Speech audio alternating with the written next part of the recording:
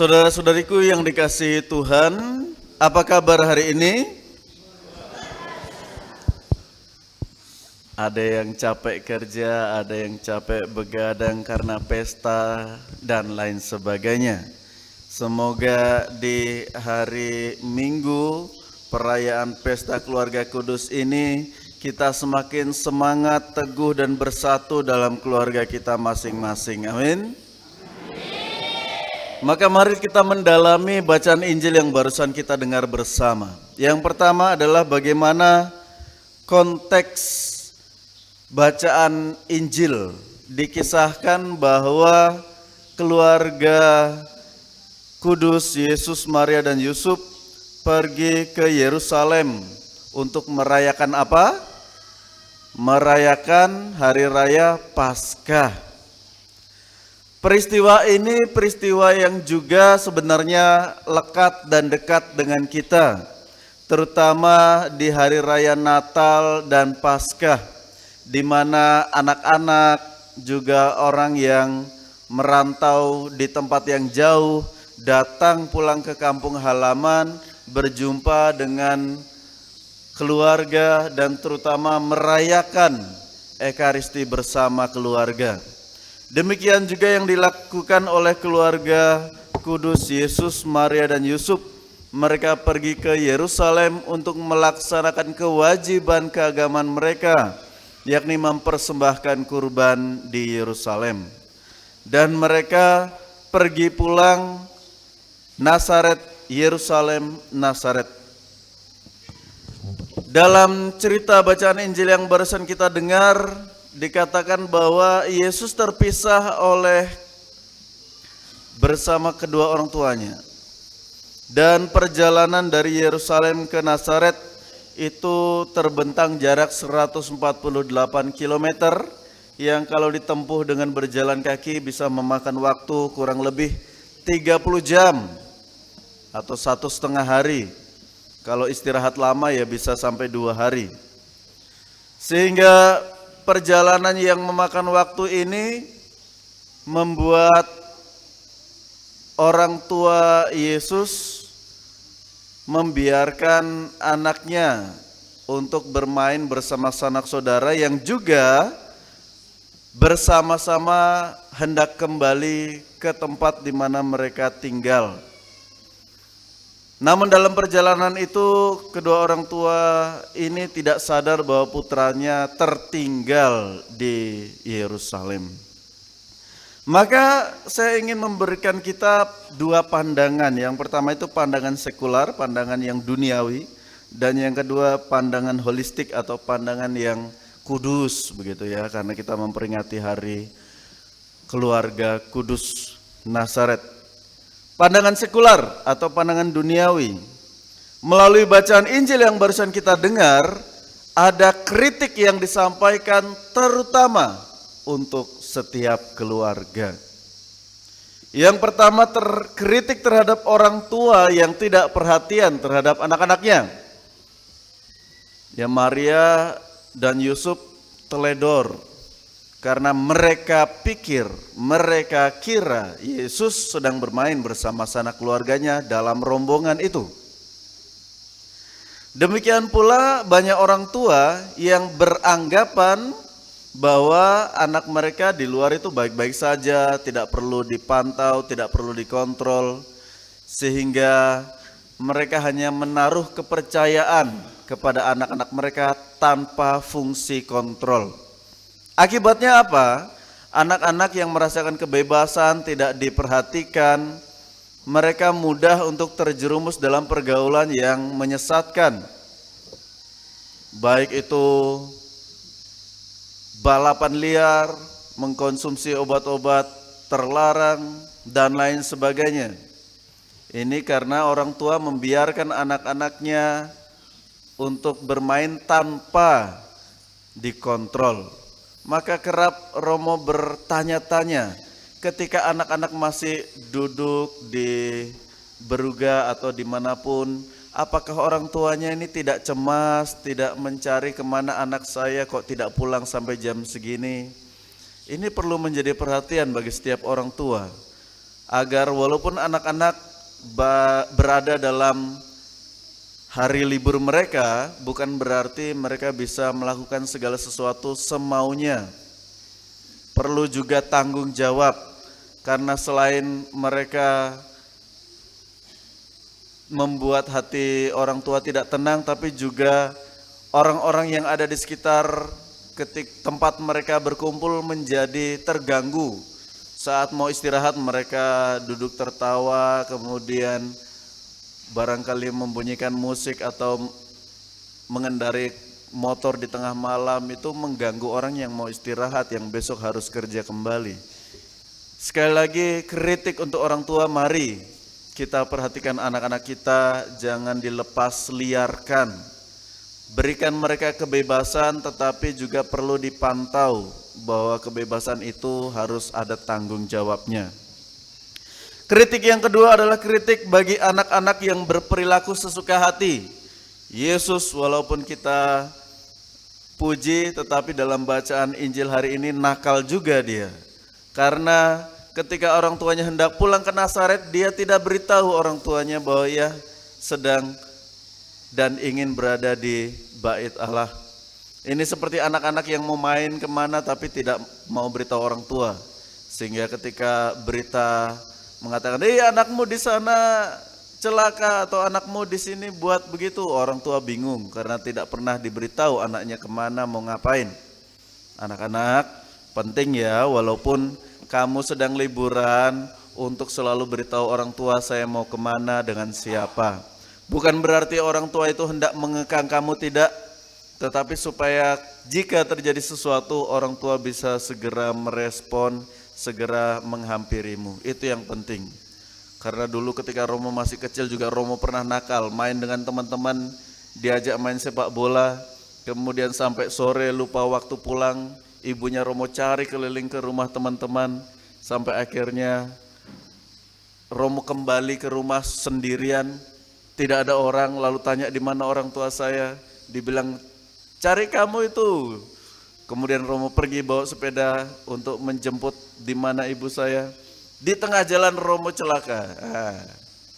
Itu nakal kalau tidak mau beritahu orang tua main kemana sama siapa, itu begitu. Lalu ada juga kritik peran orang tua dalam mendidik anak. Dalam bacaan Injil yang merespon tindakan Yesus itu hanya kata-kata Maria. Yusuf diam saja. Ini yang menjadi kritik bagi orang tua bila anak hanya dididik oleh sepihak saja. Ya, kadang-kadang ada pasangan yang memberatkan orang yang di rumah. Sang ayah mengatakan, saya sudah capek-capek kerja mencari rezeki, kenapa anak kita nilai ulangannya tidak baik? Kamu ajarin apa saja di rumah? Saya sudah capek-capek mencari rezeki di luar, kenapa anak kita nakal, apa saja yang kamu perbuat di rumah? Demikian kata seorang ayah kepada istrinya yang ada di rumah. Bapak, Ibu, saudara-saudaraku yang dikasihi Tuhan, pendidikan anak-anak adalah pendidikan yang dilakukan oleh kedua orang tua, baik itu suami istri, bapak dan ibu.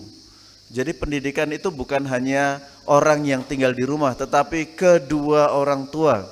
Sehingga kedua orang tua sungguh-sungguh memahami apa yang dibutuhkan dan juga diperlukan untuk pertumbuhan anak-anak.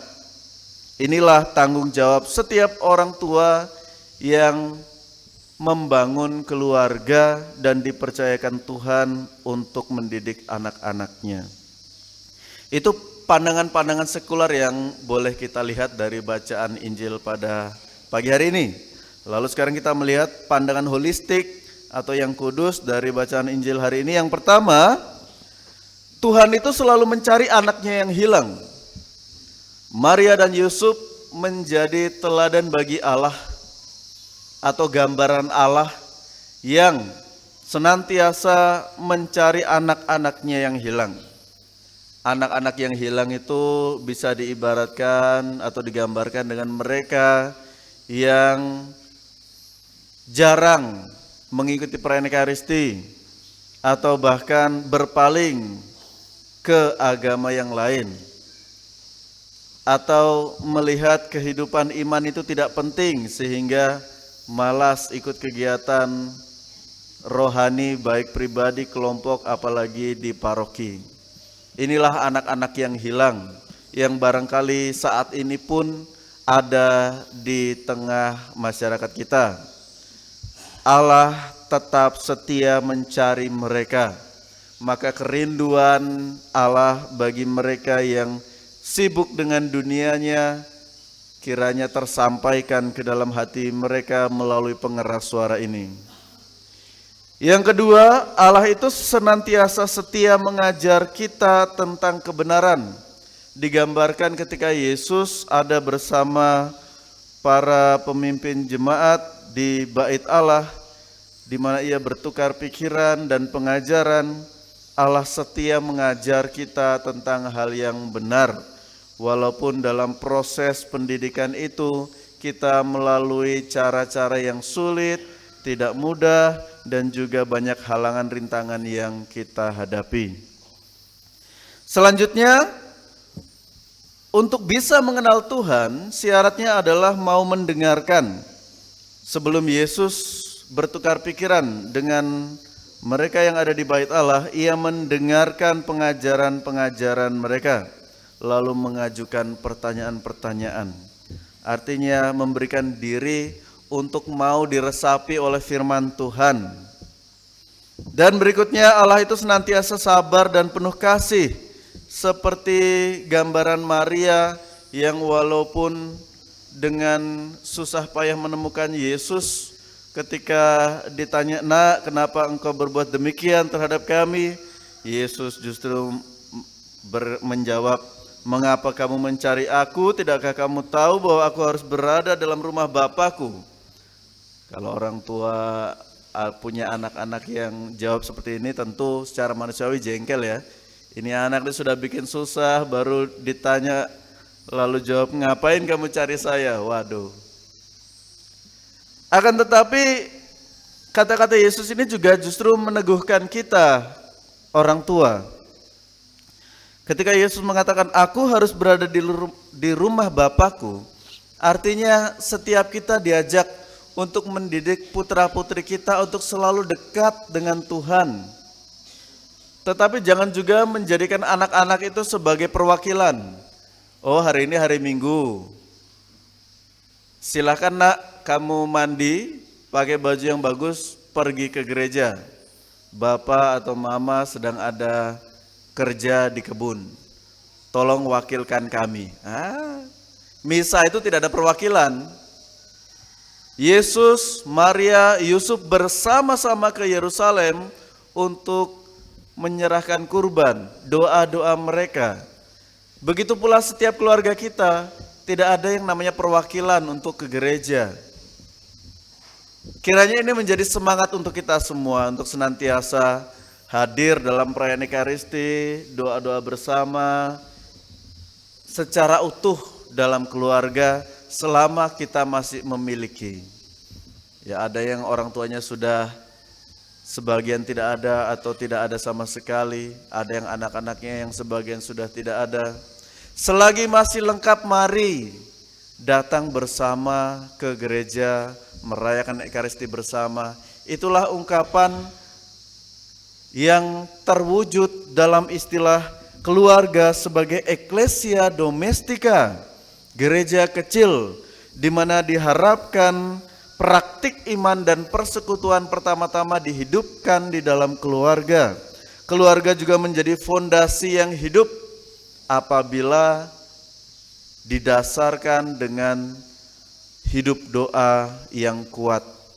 Maka keluarga-keluarga yang tercerai-berai, kacau balau, kita bisa lihat bagaimana kehidupan doa mereka. Dan kehidupan doa ini bukan hanya satu dua pihak, melainkan keutuhan keluarga itu, baik orang tua dan anak-anak. Sehingga keluarga yang senantiasa setia dan tekun dalam doa, saya yakin pasti mereka selalu mengusahakan perdamaian dan persatuan dalam keluarga mereka. Semoga di pesta keluarga kudus ini kita dapat membangun keluarga kita masing-masing seturut kehendak Tuhan dan juga melaksanakan apa yang Ia kehendaki atas hidup kita masing-masing dan keluarga kita, dan kiranya keluarga kita dimanapun berada senantiasa diberkati Tuhan dalam perjuangan hidup. Amin. Saudara-saudariku yang dikasihi Tuhan, marilah kita bangkit berdiri, kita membaru